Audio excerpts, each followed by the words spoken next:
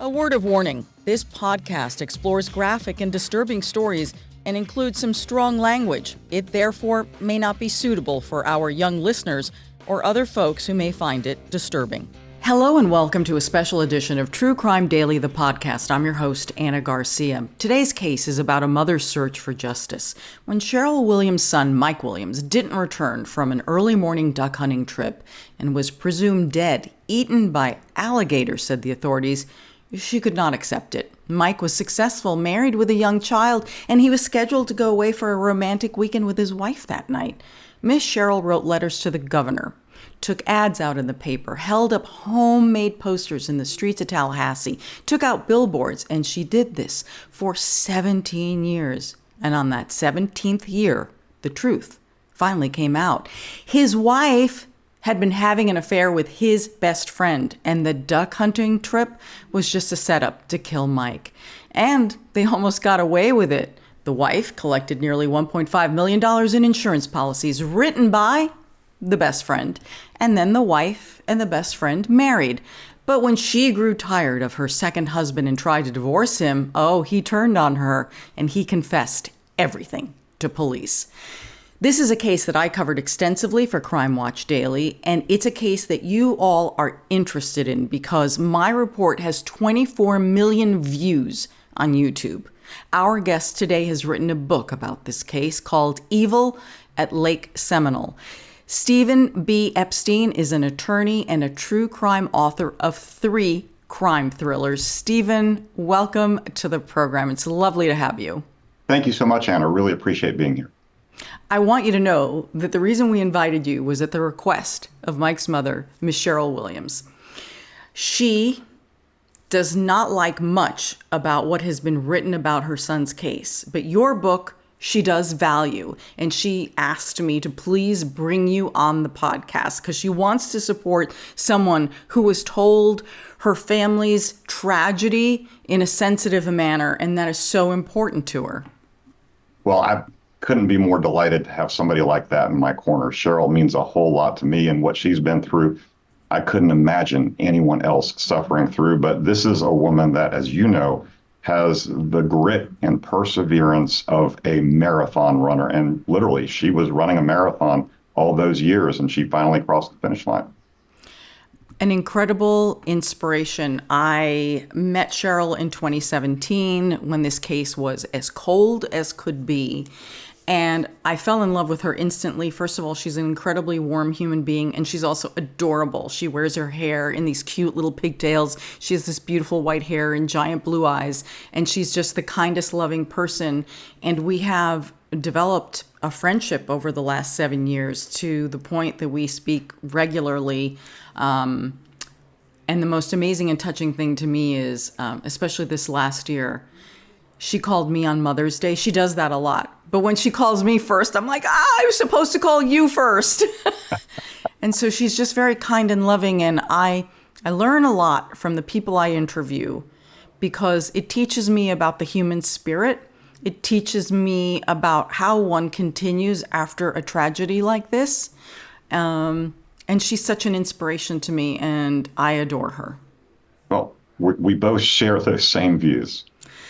So this is unusual in the sense that I've covered this case, and I also covered the trial, and I was there during the testimony. And so I am, and complete honesty here, I have not read your book, but I'm curious about how one proceeds to write a book about something that maybe they weren't involved with. And of course, that's how most books are written.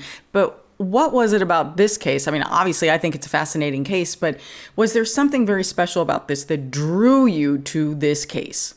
Probably the Cheryl aspect. That would be the number one thing. And when I look at the reviews of my book on, Amazon, that's the one thing people are most drawn to is how this woman, if it weren't for Cheryl and her persistence, her perseverance, her grit, her tenacity, there's no way that anybody would have ever thought this was anything more than an accident. And she refused to believe that all those years and made a pest of herself to Florida law enforcement, to certainly her former daughter-in-law and her new husband, Brian Winchester, and I'm sure we'll talk about that. she was going to do whatever it took to get to the truth. And then the other aspect of this that you haven't touched on yet was the horrific loss of her, not just her son, but her grandchild, who was basically stolen from her because she persisted in pursuing an investigation and was told that if she continued to do that, she was going to lose her granddaughter. And sure enough, when her granddaughter was about 5 years old, she lost complete contact with her and hasn't had any contact with her since. So there's so many aspects to this story that are, just make your heart go out to somebody like Cheryl and admire everything that she did to illuminate what had actually transpired in December of 2000. It is such a tragedy on so many levels, and she has suffered so much and lost so many people that she loves. And yes, you're right, her granddaughter, Ansley, she has not had a relationship with, because Mike's wife, Denise, was furious at Cheryl for insisting that law enforcement not give up. Now, if I were a grieving widow, which Denise never really was, I would not stop until my child's father was found. So that in itself was so suspicious from the very... Everything about this case is suspicious. And I do believe that there was a huge miscarriage of justice here in the very beginning. Because to simply accept that he had disappeared when shortly after Mike didn't come back from the hunting trip, there were things that were investigated, like by the Florida Department of Insurance and other things that were red flags, like less than a month before the man... He's not even declared dead. He's just been missing for something like 19 days. 19 days, you got it. 19 days, the application for the insurance proceeds on 2 life insurance policies with Kansas City Life, with Denise's signature and Brian's signature, because Brian was the writing agent on those 2 policies. And I'll correct you slightly. There were 3 policies that paid out over $1.8 million. There was also this $500,000 Cotton States policy that was going to lapse, but Brian kept ensuring that the premiums were paid. There was even a premium check that was paid after Mike went missing, right? So there was all kinds of stuff. But, it's tragic to think that they didn't pick up on anything, because Brian's vehicle, which he washed out with a power washer, had blood all over it. And if they had gotten that vehicle within the first few months after this event happened in December of 2000, the jig would have been up in 2001. It's astonishing to me. Yeah. And then the 2 of them, the wife, the widow, right? The wife, and she files early to have her husband declared dead. Like, why do you need to do that? Why? And that was only after mysteriously a pair of waiters showed up in the exact location where Mike went missing. And then a couple of days later, his hunting jacket is found at the bottom of the lake, along with his hunting license and a flashlight. How did that happen? And it was just a few days after that a sworn petition was filed to have Mike declared dead.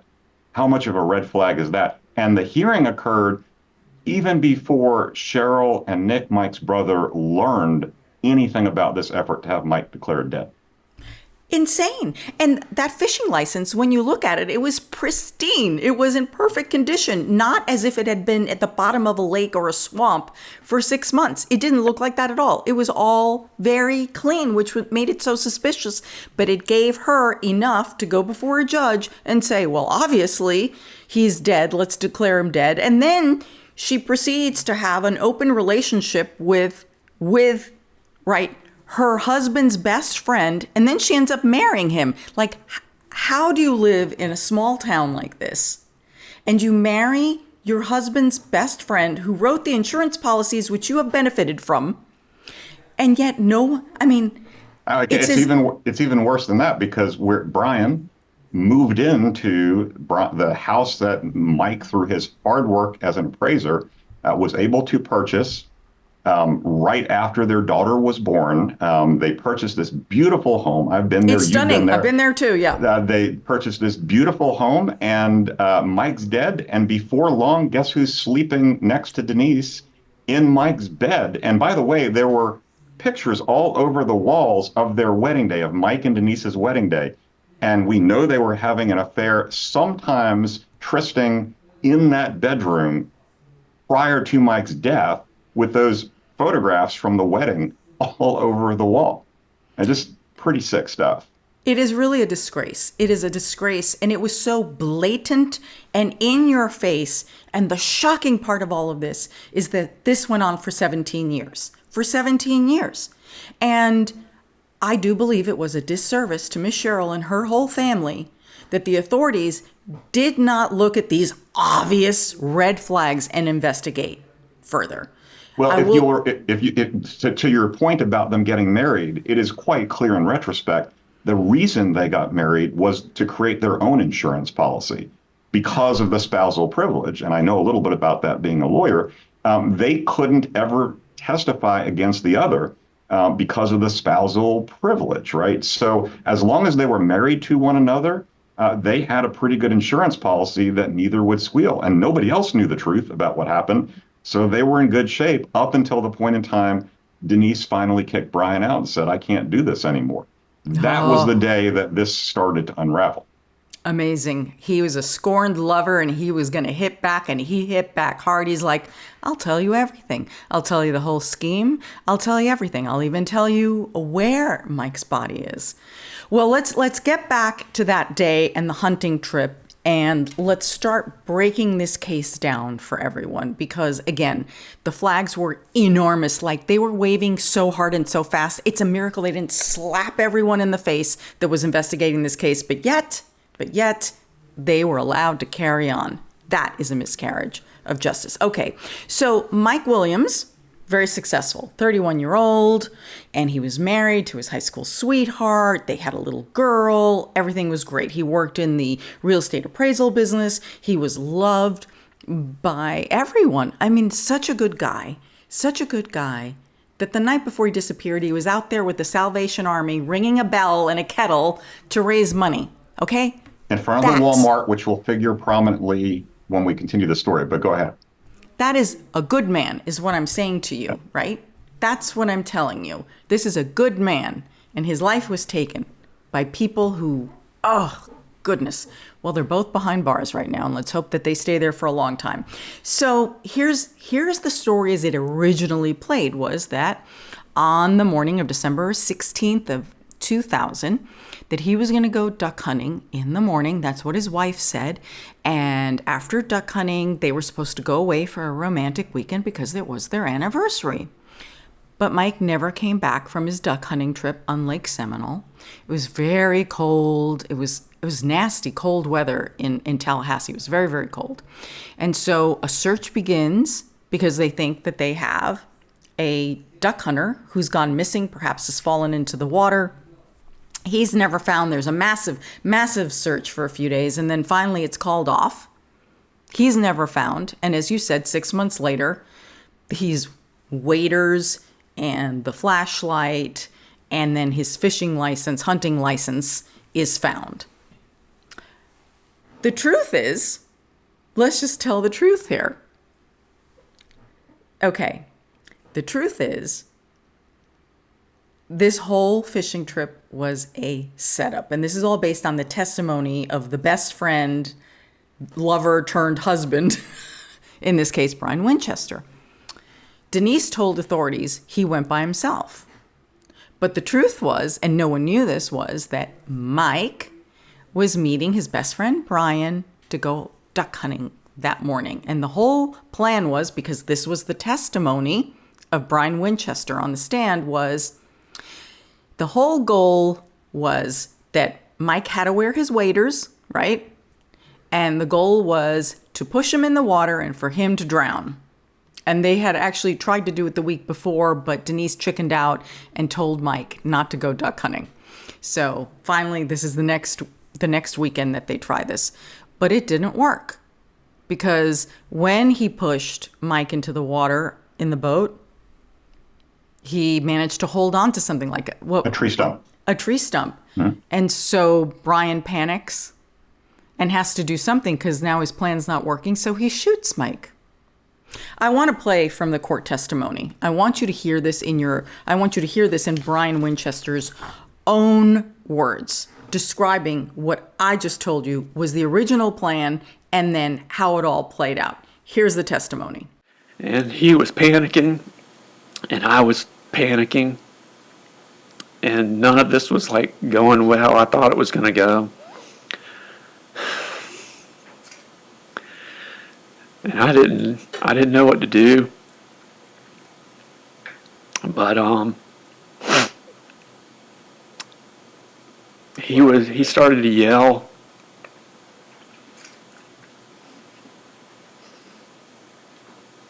And I didn't know how to get out of that situation.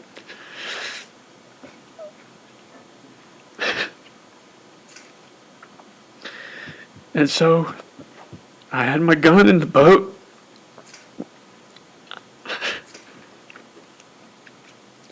And so I loaded my gun, and I made 1 or 2 circles around, and I ended up circling closer towards him, and he was in the water.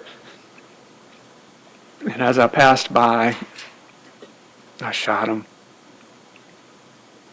So what Brian Winchester just testified to is what happened in real time, that his stupid plan didn't work and he resorted to violence, which I have to ask you this. Do you believe, Stephen, that was really the plan, or he was going to shoot him anyway?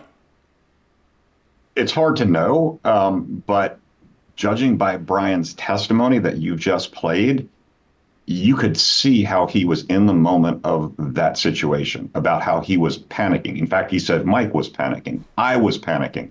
I mean, after all, this was a plan between he and Denise, because remember, these are 2 people who profess to being devoutly faithful and Christian. And they believed they were going to put this whole thing in God's hands, right? So the plan was they push him overboard and he would drown in his waders, but there'd be some chance that Mike would live, right? And if he lived, well, then that was God's plan. Of course, neither of them, they're well-educated people. They graduated from Florida State. Denise is an accountant. Brian's into wealth management and insurance. These are smart people. What they never apparently thought about was, well, if it's God's plan for Mike to live, you've just tried to kill him, and he is the witness to you just trying to kill him. You're just going to say, oh, okay, go report us to authorities. Well, it was in that moment that I think Brian realized that really wasn't an option. God's plan or not, Mike had to go. So the reason they never found a body in Lake Seminole, so I'm going to go back and forth between real time and what really happened, like what was said and what really happened. And so the reason they never found a body is because Brian ends up pulling Mike's body out. This is the most incredible part. Puts him in the back of his vehicle. Now, he's been shot and he's bleeding and he's dead. He's passed. He drives his vehicle. His alibi, Brian's alibi, was that he was going to be duck hunting with his father-in-law. But obviously, because things didn't go the way he had planned, he'd missed the timing. He didn't want to use his phone because he knew he could be tracked. And so he drives home with Mike Williams in the back of his vehicle. In a dog crate. Oh my God. Because he helped train dogs and he had this large dog crate. Crumpled Mike's body into a dog crate in the back of his Suburban. And he's bleeding all over the back of his Suburban. And worse still, at the home that he and Kathy, his wife, share, it's on a hill. I've seen it. And so when he parks, it's on an incline and Mike's blood is literally dripping out of the back of the Suburban onto the driveway while Brian goes into the house to try and wake up beside his wife so she thinks he's been there the whole time. So his plan was to take his wife out the night before, get her as drunk as possible so she would sleep in, and the alibi, so that he would have 2 alibis. 1, he was in bed with Kathy, his wife, and 2, he was going to go duck hunting with his father-in-law. So he calls from his residence, calls his father-in-law, leaves a message or whatever, and says, hey, sorry I overslept. Yep. As far as Kathy knows, he's been in bed. So, and there would be no reason for anyone, for the police to talk to Brian other than as best friend. It's like, was something going on? Right? So as far as the public knows, Mike's body's not found. It's a stormy night, so it's hard for investigators and search crews, right? But meanwhile, you have what I call a moving crime scene. So I'll let you take it from there about how Brian Sure. cleans things up. Okay, so Brian then realizes he's got to do something with the body, right? So he wasn't prepared. And I think, again, I think Brian is telling the truth because he wasn't prepared for what to do at this point. The first thing he had to do was figure out where he's going to dispose of the body and how he's going to dispose of the body. So getting back to the Walmart, he drives to the very Walmart where Mike was ringing the Salvation Army bell just hours earlier, the night before, drives back to that Walmart, this time with Mike as a corpse bleeding out in his Chevy Suburban. And he goes in and he's got to get a shovel, a tarp, some weights so that he can bury Mike below what he's hoping is going to be the water in Lake Carr, which is another lake much closer to Tallahassee. And he actually runs into a guy named Mike Phillips, who's with the Florida Department of Law Enforcement, and he has to carry on a conversation as if everything's normal, gets through that, then is checking out with the tarp and the weights and the shovel. Like, that's not suspicious, right? Goes back out to the vehicle, drives to Carr Lake, and he doesn't have the strength anymore to do. He was going to bring Mike all the way out to the middle of the lake and drop him there. And like, he doesn't have the strength anymore at this point. He had to hoist Mike's 180-pound body after doing all of this stuff at Lake Seminole into the back of his Suburban and go through all of these shenanigans to set up his alibi. He finally says, screw it, I'm just going to dig a hole and bury him. And eventually the water, he thinks, will get high enough that Mike's body will be under the lake. Well, while he's doing that, there's a vehicle, he's down below, there's a hill, and another vehicle comes up, and some guy is going hunting, and he's like, okay, I can't be seen burying a body. So he runs up, tries to divert this guy, runs back down, digs the hole further. He gets into a fire ant nest. Fire ants are crawling all over his legs, and he's digging this hole to put the tarp that wraps Mike's body like a burrito in, cover it up, and then he gets the heck out of there. And on his way back, he stops at a car wash to spray the blood out of his Chevy Suburban. And then it's even worse because he was supposed to be at a family celebration in Cairo, Georgia, just across the Georgia line. And he has to get cleaned up, showered. His wife is already gone. They were supposed to go together. His son was there. His wife and his son have already left without him. And he joins them there and pretends like everything's been fine. He just got detained while he was hunting. And that's what happened. And that alibi about Cairo, Georgia is going to become very significant in the investigation as it starts developing over the next few years. The amazing thing is that he actually got away with it. That the diversion, this plan, all resources were focused on Lake Seminole, where Mike indeed had been duck hunting. So it's amazing that even though he bungles most of this, he still gets away with it. It's shocking. It's shocking. And so then we get to like the 6-month part where now the waiters show up and the hunting license. So what do authorities do? They go to Brian Winchester, Mike's best friend, to validate that these are his items. Yes. Well, it's even worse than that because while the hunt was going on at Lake Seminole, Brian was there every day. And the waiters and the jacket and the license weren't the first things that were found that represented Mike.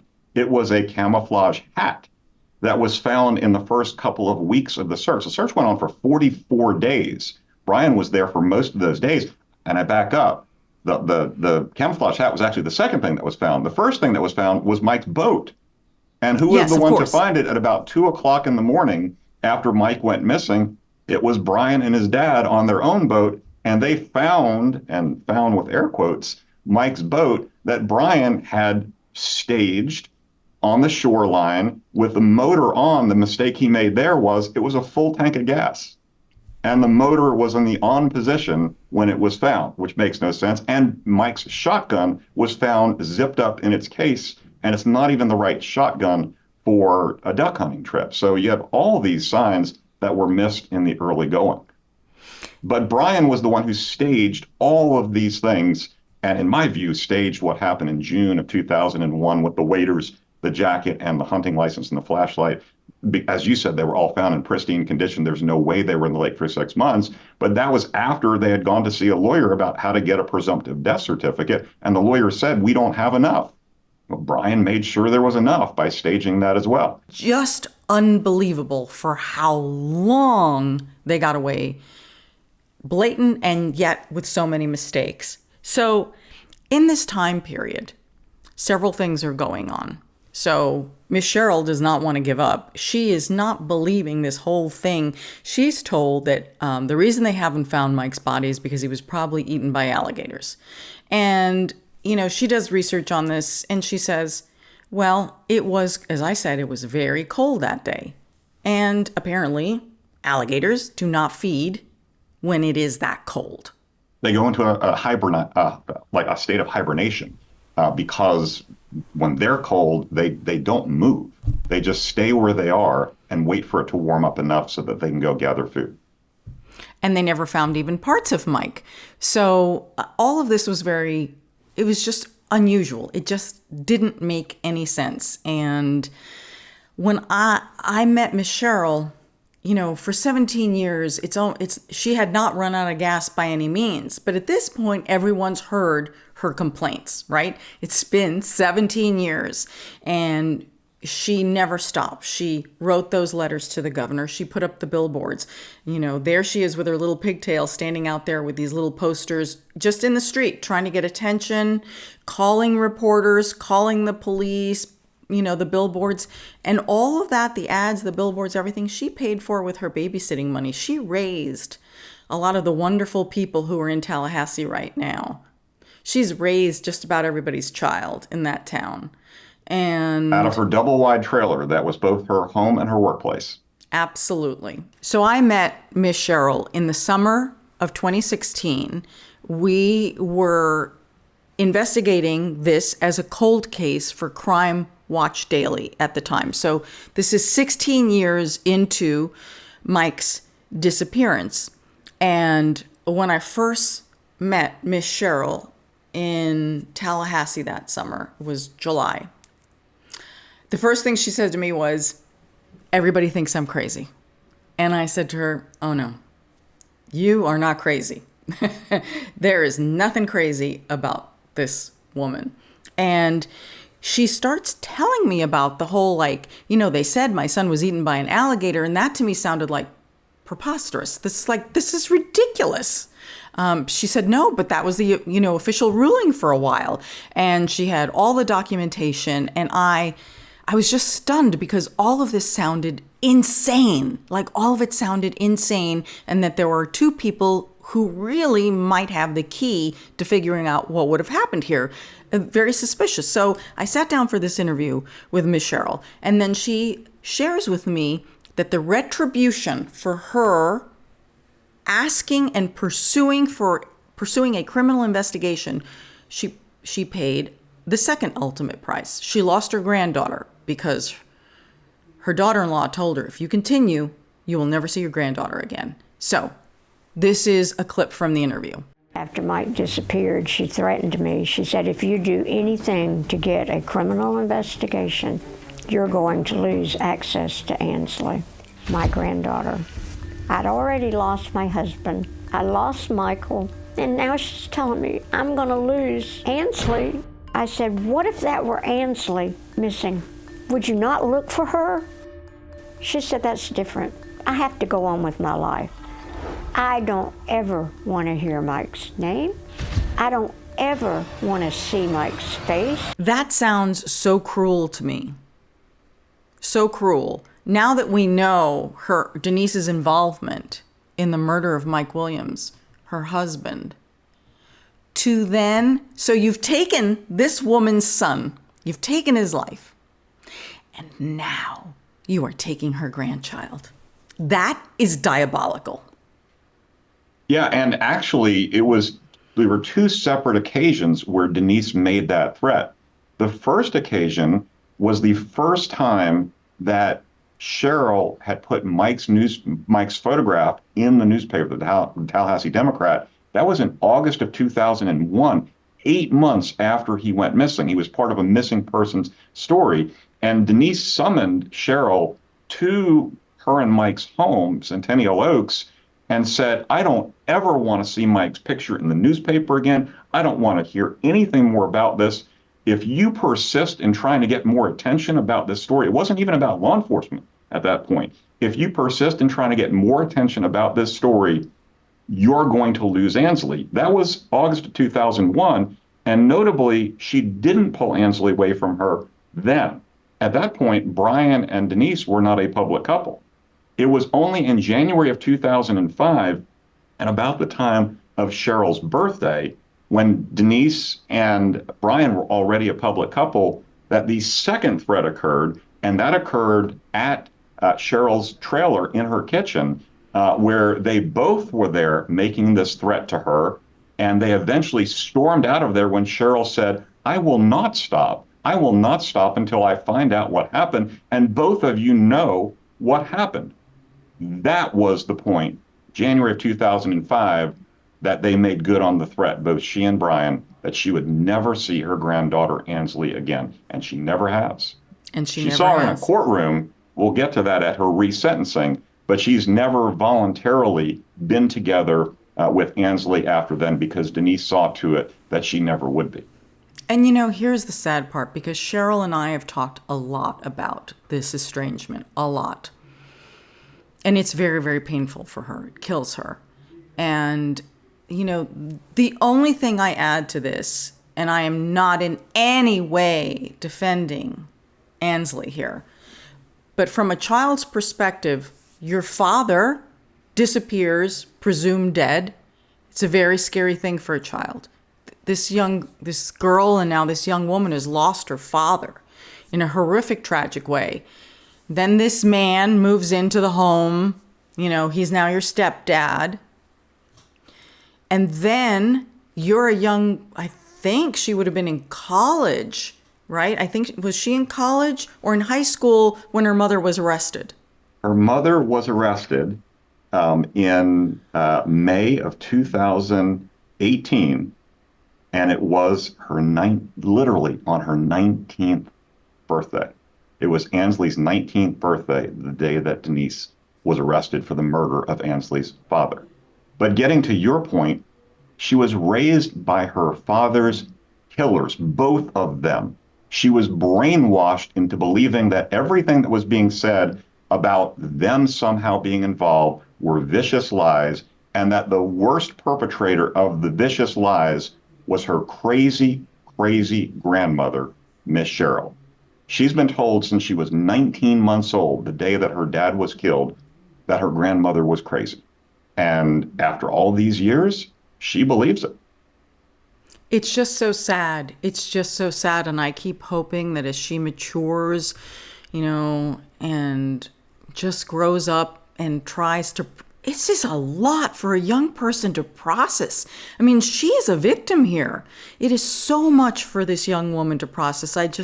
I hope that she can find it in her heart, to find her way back to her grandmother. But I think based on little you can read into her court appearances, I think she clearly loves her remaining parent, her mother, and believes in her mother, because she certainly stood by her in court. It's just, oh my God, it's such a tragedy. And then there's three aunts, right? Denise has three sisters, Deborah, Darla, and Deanna. Deanna's the oldest. Denise was the second oldest. And they've stood by Denise all of this time as well. And they've all been supportive. They planned a party for her the day of the verdict in the trial, thinking that she was going to be acquitted. They were all ready to go to some other city and celebrate with her after she was acquitted of this crime. I don't know what courtroom. That's bizarre because Deanna was one of the first people to suspect her own sister in this murder and told law enforcement that things didn't add up. And somehow over all these years, she's covered that up in her own brain and now believes Denise had nothing to do with it, or at least that's what she says. And Denise claims to this day that she had nothing to do with it. And it is Brian who says that he's the one who killed Mike.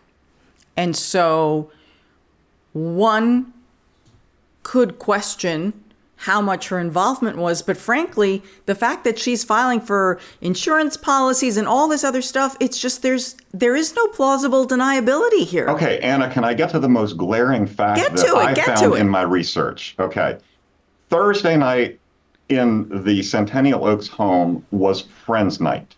Okay, this is while Mike was still alive, while he and Denise were still living under the same roof with their daughter Ansley. They had Nick, Mike's brother, and Cheryl, Mike's mother, over every Thursday night because it was Friends Night. NBC, Friends on television. They watched it religiously. And they did on December the 14th, 2 days before the duck hunting trip at Lake Seminole. And some important stuff happened that was glossed over in the investigation, in the trial, but Cheryl will scream this from the rooftops if anybody will listen.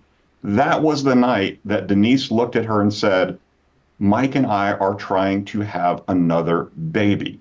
And Cheryl obviously remembers that because that was a surprise to her, and it was great news to her that she was going to have another grandchild. But that's not all that was said that night. They talked about their plans for their anniversary trip. We haven't talked about this yet, but they got married on December 17th, okay? December 17th, 1994. So December 17, 2000 was going to be their 6th wedding anniversary. And they were talking that night on the 14th, Friends Night, about their plans to go to the Gibson Inn in Apalachicola Bay down at the Gulf Coast for their special romantic getaway. They were talking about it that Thursday. And they also, most importantly, talked about their schedule that day, that Mike was going to go duck hunting early that morning at Lake Seminole, not alone, but with his best friend, Brian. Okay? That was discussed openly that night, that the two of them were going together to Lake Seminole, and that Mike was going to leave early enough to come home, shower, change his clothes, and head down for the romantic getaway to Apalachicola Bay. Okay, so that's the 14th. We know what happened on the 16th, and we know Mike was with Brian, right? So what we learn is that Cheryl asked Denise on that Sunday, when she saw Denise that Sunday, wasn't Mike going with Brian?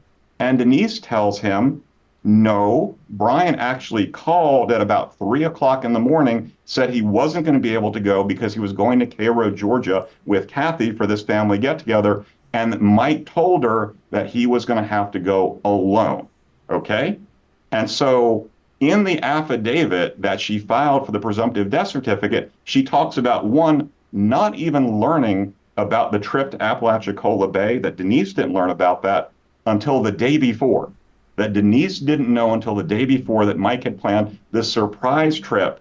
And that's also ridiculous. And correct, because Cheryl knows and Nick knows, no, you told us about it 2 days before. And right. More than that, Denise says Mike was going to Lake Seminole by himself, that this was a trip that he was going on by himself to Lake Seminole before we went on our special trip, which was also a clear lie because we know that he went with Brian, and there is nothing at all about getting woken up at early in the morning by Brian calling saying he couldn't go. In fact, when Denise spoke to investigators, the first time she was asked questions, which was in 2004, she says nothing about being awakened in the middle of the night by Mike, who was telling her that he was going to go alone because Brian couldn't go. She told investigators that it was always Mike's intention to go to the lake alone, which makes no sense because Mike never hunted alone at Lake Seminole. He always had a friend with him. So there are so many things that smelled and very clear lies in this affidavit that nobody picked up on. In fact, it wasn't even used against her at trial.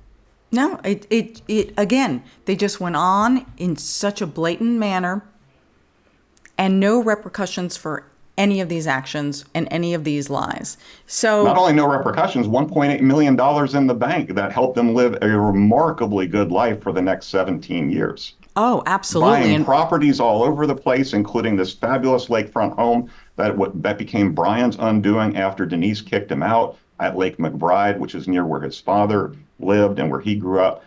They were rich beyond their wildest imagination, all because they had conspired to kill Mike, Denise's husband, Brian's best friend. It's just hard to believe that all of this happened, and yet it did. And yet it did and went on and on. So, and would never have come to light had Brian not kidnapped Denise, never, ever, ever would have come That's to my light. favorite part here. So let me get to this part. So as I said, I was with Miss Cheryl. I met her in July, at the end of July of 2016. So after I do my interview, I head out to do what I always do, knock on doors and try to hear from other people. So I first go to Denise's house, and she lives, which is the house she and Mike bought, and it's in a beautiful gated community, a very nice house. And I am waiting for Denise. No sign of Denise. Knocking on the door. Still can't get Denise. We later sent a producer and another team after I left because I had to go on to another assignment. And they did catch Denise, which y'all will see in the report that's on YouTube. And Denise is driving out of her driveway and pulling out and ignoring everyone. Okay.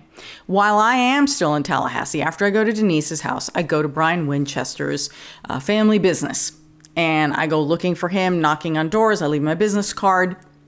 And Brian comes from a really prominent family, well-known family in Tallahassee, wealthy family, very prominent.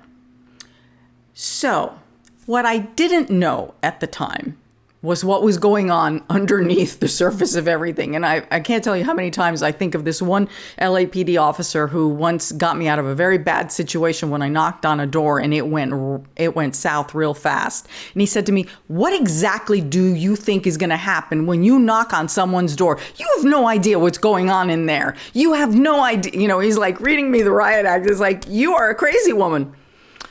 So apparently, all of this tension and spotlight, because all of a sudden we're back with cameras and we have a focus again. They think they're done with Miss Cheryl, but no, we're back in town. We're asking questions, cameras everywhere, and they're feeling the pressure at home, at work, everywhere. Okay. What I didn't know was, what is it? The next month? August? Yes. August. Early Okay, August. so within, right? August 5th. Okay. So Denise is done with Brian. She's sick of Brian. She's been married to Brian. She's sick of him now, and she wants a divorce. This, to me, is the most amazing part of this. Brian, she won't talk to Brian. He testified. They've been separated for 4 years at this point. Yep. Is that crazy? Yep. Separated, okay? But not yet divorced. No. And so the marital privilege still exists even though they're separated because legally they're still married. And he's mad because she won't call him back. She won't meet him. He's like losing it. And when he testifies to this, honestly, it's riveting to listen to this groveling, sniveling man, going on about how upset he is. He actually testified. This to me is like, what is this? What is wrong with this man? It's even worse because he had lost his son by this point. He had lost his son. Oh my. Okay. He testifies when he's asked, "Why did you kidnap?" He kidnaps Denise at gunpoint. "Why did you kidnap Denise?" And the man sits there in the courtroom. He says, "Well, she wouldn't listen to me. I needed her to listen to me." And I'm like, what is wrong with you? But of course, we know this man is not balanced. Okay, so he kidnaps Denise in order to convince her to not divorce him. And I'll let you take it from there. Yeah, so from the kidnapping forward, what happens is he had been out drinking the night before. He had left 10 suicide notes, 10, including one to Denise, including one Ansley, including one to his ex-wife, Kathy, and on and on. He, I believe, had planned to commit suicide. I truly do. But he was going to take one final shot with Denise. And so he wound up breaking into her vehicle, which was in the driveway. It wasn't parked in the garage. And at about 2:00 in the morning, he fell asleep in the cargo area. She also had one of the larger SUVs, and she started driving the next morning, and he pops out from behind, gets into the back right behind her, and sticks a gun in her ribs and says, "Drive," and starts cussing at her. He's angry. He smells horribly, and Denise is frightened to death. And so she drives, but she has the wherewithal to drive to a CVS. This is early in the morning. She's on her way to work. She had just tried calling her younger sister, Deborah, And Brian had snatched the phone out, so she never actually got to speak. The call did connect. Deborah did hear something before the call went dead. And she knows there are cameras at CVS, so she's hoping those cameras will see what's going on. They talk there for about an hour, and eventually she calms Brian down. Brian is crying like a baby, saying how ruined his life is. What we haven't talked about is his son, Stafford, who's now 17 years old, 16 years old, has discovered photographs of him with prostitutes on his phone. He has a very heavy sex addiction. He has an alcohol addiction, and his life is spiraling completely out of control. He's horribly depressed.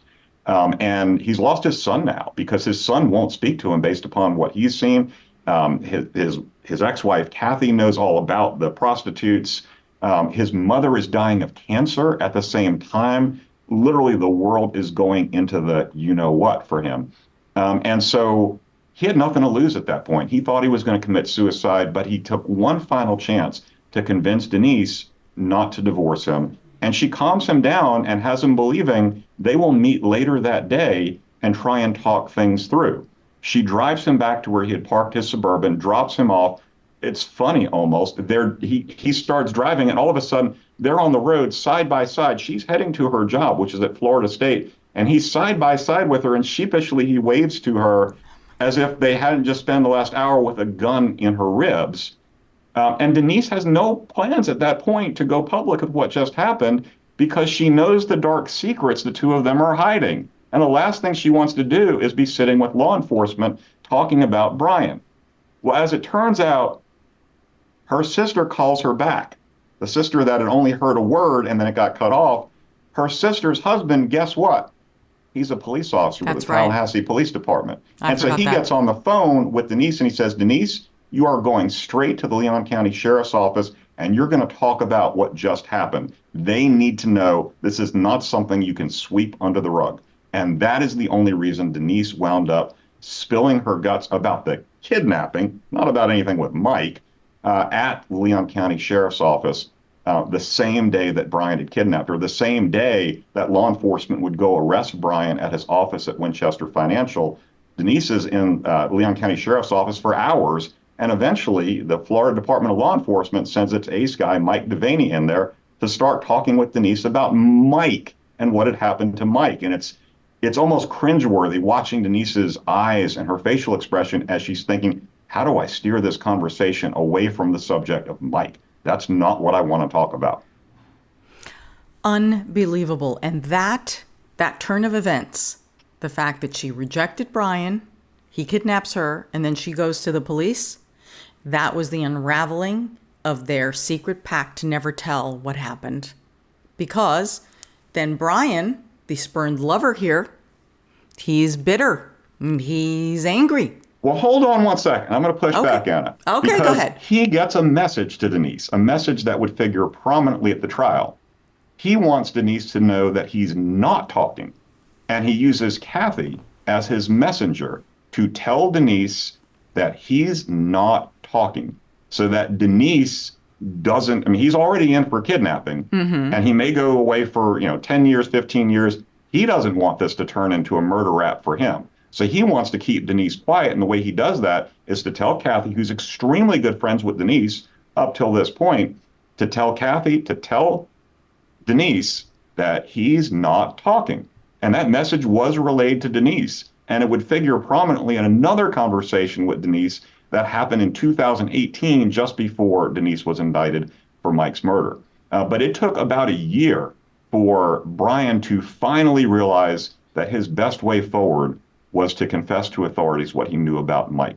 Otherwise, he was potentially going away for a long time on the kidnapping charges just by themselves. So he was like, the best deal I can make at this point is to let them know what I know about what happened to Mike Williams. So unbelievable. When he confesses finally, so you say that would have been, what, 2017? It would have been in October of 2017 when he makes what are called proffer statements, which then he has to back up by showing that he's not just BSing law enforcement, he actually can deliver the goods. And he did deliver the goods because he brought them to the very spot at Lake Carr where he dug that hole 17 years earlier buried Mike in that hole, and the lake did fill in over the years. It was underwater. They actually had to move the lake. They had to almost like create a God's miracle to find Mike. They had to move the lake using all kinds of special techniques, and then get a bunch of backhoes in there and start digging and digging and digging until all of a sudden a blue tarp showed up as they got deep enough. And sure enough, in that blue tarp were dozens and dozens of bones, which were Mike's bones, some of the clothing he was wearing, and the most chilling find they made that day was exactly right on his left ring finger, still in the same shape. Apparently gold doesn't disintegrate over 17 years, even underwater, was the gold ring that was his bond with his beautiful wife, his high school sweetheart, Denise, still on his finger 17 years after Brian had shot his brains out. And of course, you would think, well, maybe this would give Miss Cheryl the answer, at least no closure, but the answer as to what happened to Mike. And what ended up happening was it sent her into the darkest place you can imagine.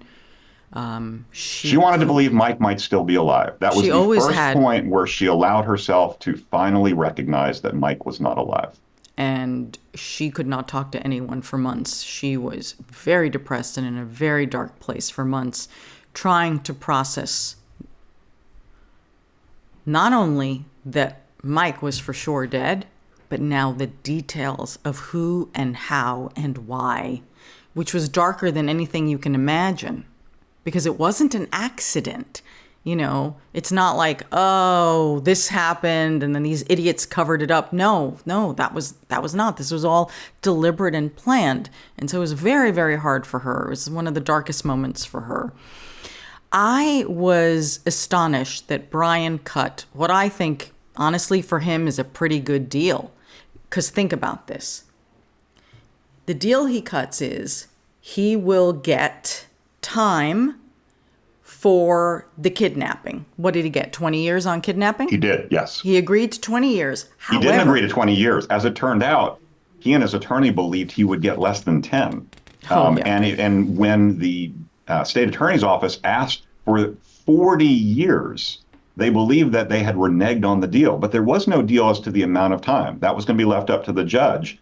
But they were horrified when the state attorney's office was asking for as severe a punishment, especially he was the one who gave them what they needed to find how Mike was killed. Yeah, he pulled the trigger, though. Hello. He did, but he also could have taken that secret to his grave. And that was why he thought he was going to wind up in prison for much less time than 20 years. Ah, these privileged people.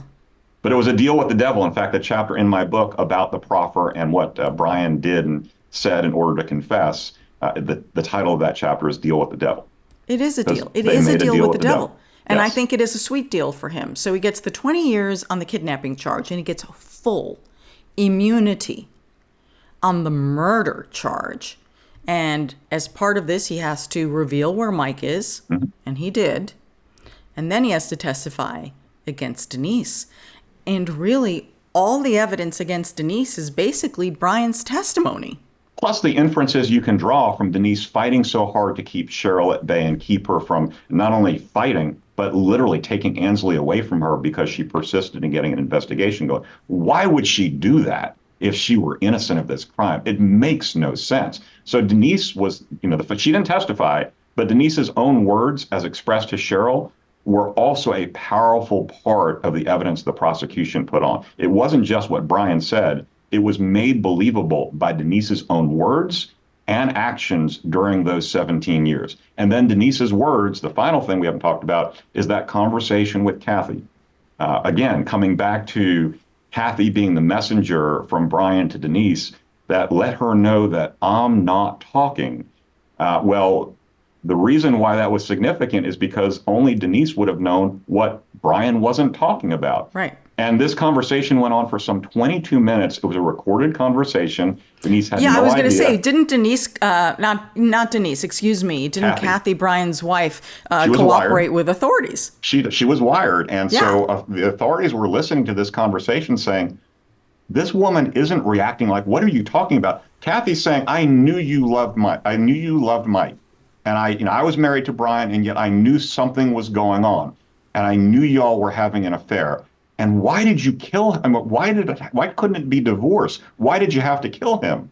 And Denise just changes the subject. She doesn't say, what the hell are you talking about? She just tries to deftly change the subject. And especially this conversation about he's not talking, you need to know. And so all that Denise said was like, Marcus knew? Marcus is Brian's dad. So wait, you're telling me that Marcus knew this whole time? That was Denise's reaction to being essentially accused of being the one who conspired with Brian to commit this murder. And all she says is, wait, Marcus knew about that too? Brian's dad knew about that too? Instead of saying, I didn't have anything to do with that. I have no idea what you're talking about. I wasn't having an affair with Brian. We didn't conspire to kill Mike. None of that happened in the 22 minutes. So it was Denise's cold and calculated reaction to what Kathy was essentially accusing her of on that phone call that harmed her horribly at the criminal trial as well. So her taking Ansley away, her threats to Cheryl, and her own words in that 22-minute conversation and the way she dealt with Kathy's accusations, add that to Brian's very powerful and convincing testimony. And yes, it was enough to convict her of at least conspiracy to commit murder. Unfortunately, her first-degree murder conviction was later thrown out, and she had to be resentenced just on the conspiracy. Yeah, it is very interesting in the courtroom because, what you see when you're watching a trial, you really can't see the jurors and their reactions, and you can't, as I say, read the room. And I do believe that Denise and her attorneys didn't read the room. They did not have their eye on the ball on this one because, Brian's testimony was incredible. I mean, it really was incredible. And then he breaks down and he's crying and he tells Denise he still loves her and that he's sorry. I mean, what drama. It was like a soap opera up there, and he's giving us all of the details, the horrible details of what happened, the planning, the aftermath, all of this. And his testimony was crucial in explaining what happened. But when Miss Cheryl took the stand, I do believe that was the final nail in the coffin where the jurors were absolutely convinced. You have Brian describing everything, the plan in detail, and all of the things that support all of that. Denise is denying that she had anything to do with it, and Brian is saying he is the one who pulled the trigger. Okay, so now it's Miss Cheryl's turn, and she is, she's getting a little older now, and so had to wheel her up to the witness stand. Yeah, she's wheeled in. You'll see her. She's wheeled in, and then they put her behind the witness stand where she's going to testify, and she's tiny, so all you really see is just her head, literally above the ledge. You just see her head and her two pigtails. Very sympathetic, and I want to play this clip. Now, this is pretty much the same that she had shared with me a few years earlier on Crime Watch Daily, but now she's telling the jury about the threats. Let's play the clip. When the article came out in the newspaper, Denise called me on the phone. She was livid. She said, you and Nick need to come over here right now. We went to her house. In the front yard, we weren't even invited inside. She was screaming at me. She was mad about the article. And she said, screaming at me, I don't ever want to hear Mike's name again. I don't ever want to see Mike's picture in the paper again. I don't ever want to know anything you're doing about Mike again. I have to get on with my life. And I asked her, I said, if that were Ansley in the lake, you would just leave her there? And she said, I would believe the authorities. Then she said, if you persist in trying to get a criminal investigation, you will lose Ansley. Your granddaughter. My granddaughter. Mike's daughter. Mike's daughter. That is Miss Cheryl testifying in December of 2018 at the murder trial of Denise Williams, her former daughter-in-law. When Miss Cheryl tells the court about the retribution and the threats, because I was sitting very close to the jury, I can tell you at that very moment, everyone is sighing, shaking their heads, kind of like, putting their hands on their lap, slapping their notebooks. And I knew at that moment that was it. That no mother could do that to another mother. That was such a spiteful thing. That jury, I do believe the jury was already fairly convinced after Brian's testimony. But Miss Cheryl, that was it. They were convinced at that point. I was just, it was extraordinary. Her testimony was extraordinary, and then she gets wheeled out. And she only testified for about 20 minutes. It was very short. Very short, but very impactful. And it did not take the jury long to make their decision. I got on a plane. I had to go home. I sat with the jury went out. I sat with Miss Cheryl for a little while where we were waiting. And I have a photo. It's one of my favorite photos of us together. Took a picture as we're waiting for the verdict. And I'm going to share that with everyone. I've shared it before on social media. It was just such a moment. That waiting is unbelievable. And then I got on a plane, and as I'm switching planes and I finally land, I get all the messages. Guilty, guilty, guilty. So it's not over, though, because it's never over with this case. So Denise is found guilty of conspiracy and murder. That's in December of 2018. Then Denise and her team, she still believes that she's innocent, says she's innocent. They file appeals. And then finally, in November of 2020, the murder conviction is actually overturned by the appeals court, and they cite a lack of evidence. But the court upholds the conviction on the conspiracy to commit murder. So technically, it's a murder charge, but it's not murder one. You're an attorney. What do you make of this?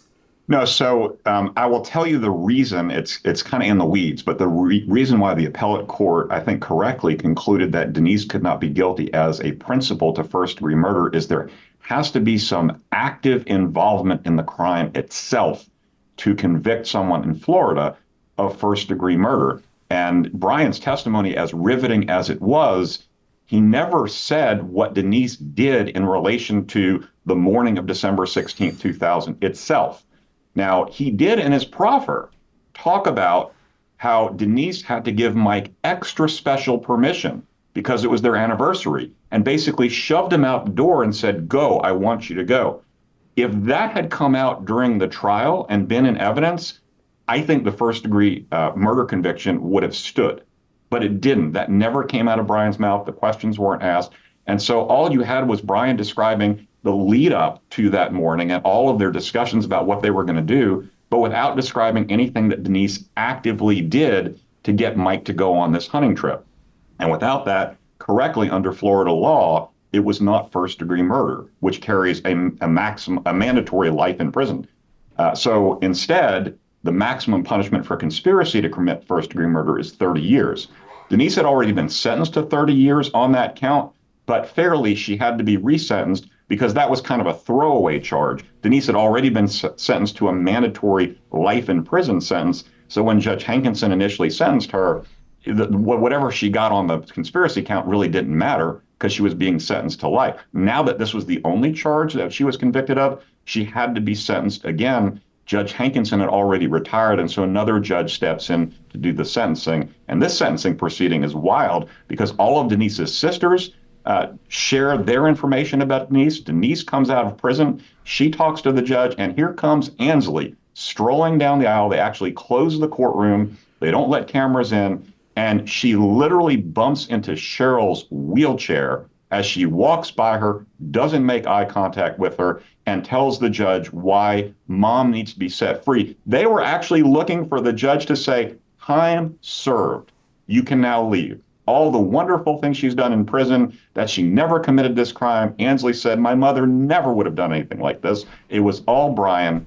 And they literally, again, thought they were going to have a party that night because Denise was going to walk out of that courtroom a free woman for time served on the conspiracy charge that, in their view, was trumped up and never should have happened. And Miss Cheryl was really worried that she would be released. I can tell you, I had many conversations with Cheryl during that time period where I had to talk her off the ledge. She testified, she was brilliant, and her testimony then was largely what it was at the first sentencing hearing, but she was scared to death that Denise was going to convince this new judge who didn't see the evidence that Denise was this innocent person who got caught up in this horrible thing that Brian did, and she'd already been in prison for a few years. Why keep her there? And the family was so, and in fact, the attorneys were so adamant that she was going to get out. Even Cheryl was believing that until the judge said, no, 30 years is the right sentence. Goodbye. You're going back to prison, and you're going to spend this full 30 years in prison. The same sentence that Judge Hankinson had given her at the original sentencing, she got again, and that's the last of it. She's done. So she gets 30, Brian gets 20. You kind of average it out a little bit because one started before the other, and They're both. He's going to get out in his 60s. She's going to get out in her 70s if they both live that long. Amazing. And Cheryl just turned 80. Cheryl.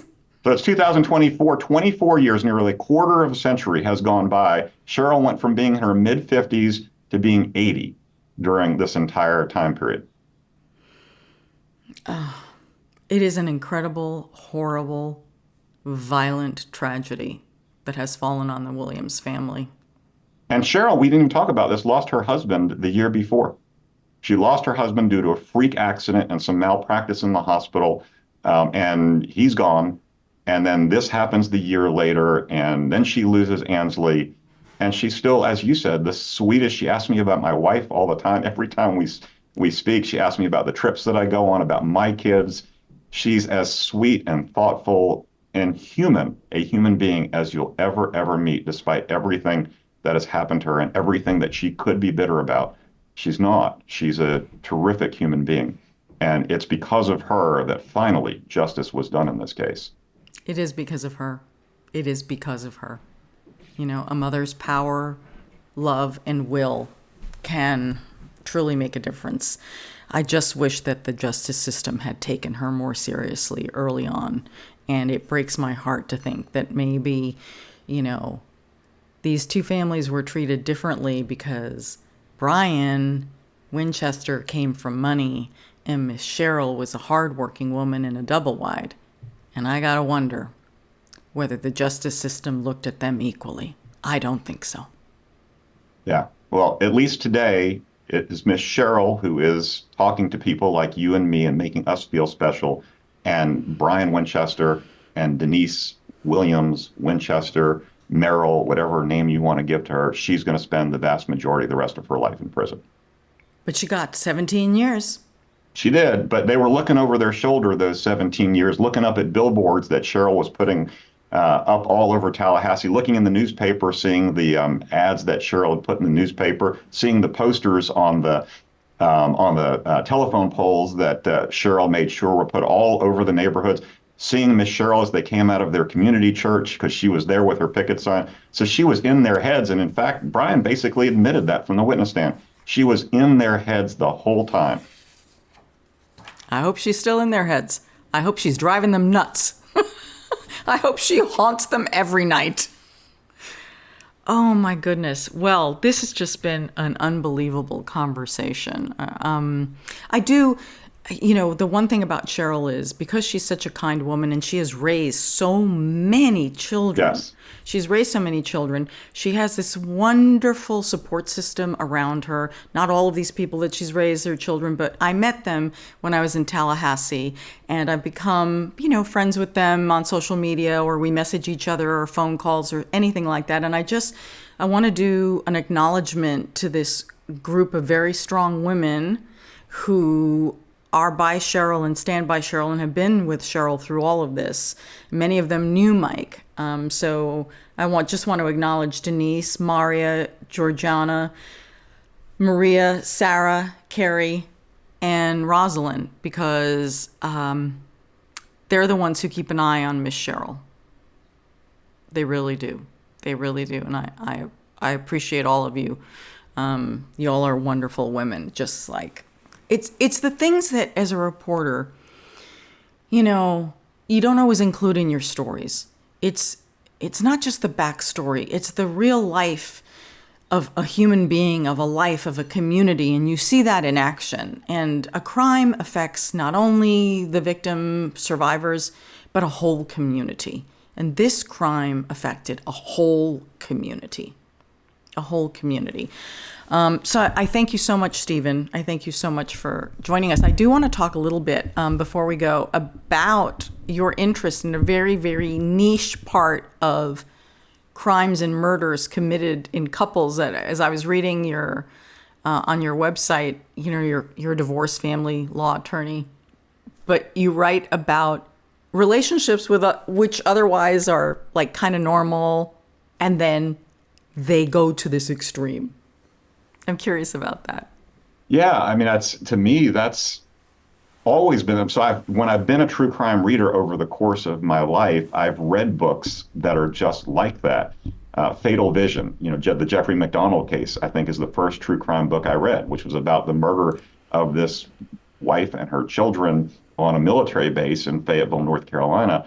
And this guy who is, for all these years, proclaimed his innocence, but a guy named Joe McGinnis was the author of that book and several more, and gets into the psyche of like, how do you get from loving a person more than anybody else in the world, walking down the aisle with them, to wanting to kill them? And I think that's fascinating, and I think that is why true crime, particularly that blend of true crime, is so interesting. Both podcasts, TV documentaries, and in books, is because we're all capable of that. That's the scary thing, is humans are capable of turning a loving relationship into, I mean, all of my divorcing clients, they have a place in their heart that is turned really hard toward the person that they once loved very much. And it doesn't take that much for that hardened heart to be set off to a point that murder becomes something that's conceivable. And they justify it in some way or another. Here, Denise justified it because being a murderess was better than being a divorcee. She couldn't divorce Mike, and she certainly wasn't going to share custody with him. So in her mind, why not just kill him? Then I don't have to share custody, and you don't have the stigma out in society of being a divorcee. Oh, please. That was the rationale, and Brian talked about that from the witness stand. These were people who considered themselves devout Christians. Mm-hmm. Devout Christians, going to church every week, going to Sunday school, going to study groups, reading Christian books, diarying all their Christian thoughts. The hypocrisy. The hypocrisy. So I find that riveting. What should be a simple divorce, child custody, where you're trying to do what's right by way of your kids, because that's the most important thing, to where, no, this is about winning and losing, and I am not going to accept a world in which you win and I lose. I'm going to make sure you lose because I'm going to blow your brains out or whatever it takes to put you out of the picture. And the other thing is that these people think they can get away with it. And the bizarre part is, as you already mentioned, Brian and Denise for 17 years did. Unbelievable. Unbelievable. Stephen, where can people follow you, find your books, just keep up with you? Okay, so I'm not as active on social media as others would like me to be, but I do have a very vibrant website. It's www.stephenbepstein.com, and all of my books are there.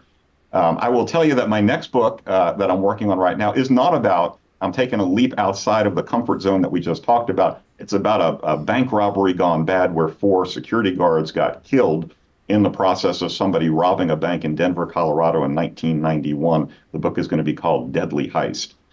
So plug for my new book. It'll be out hopefully in 2025. But that is not one involving relationships gone bad. That's involving somebody who wanted to cause a lot of havoc at a bank and left 4 bank guards shot up and bloody and walked away with $200,000 on Father's Day, 1991. He ruined a whole lot of Father's Day then and forevermore. Wow. Very, very sad and very, very dark. Well, Stephen, it has been a pleasure to meet you. Likewise. And, I wish you much success in all of your books. And I will say this, just based on this one case, you are very thoughtful, very You're excellent on the details. You have corrected me several times, as you should. I didn't mean to. I'm sorry. No, not at all. I mean that as a total compliment. The whole point is to try and get it right. And so that's what I'm saying. You honor the details and the facts, and I so appreciate that. And I can see why Miss Cheryl likes you. Thank you. That's a huge compliment in and of itself. I really appreciate you having me on, Anna. Thank you. Absolutely. All right. Well, you can find this episode and all our episodes wherever you get your podcasts. You can go to our YouTube channel. You can subscribe to our newsletter at truecrimedaily.com. You can find me on social media at Anna G News, Anna with one N. And man, this has been incredible. Thank you so much. Thank you. This has been a special edition of True Crime Daily, the podcast.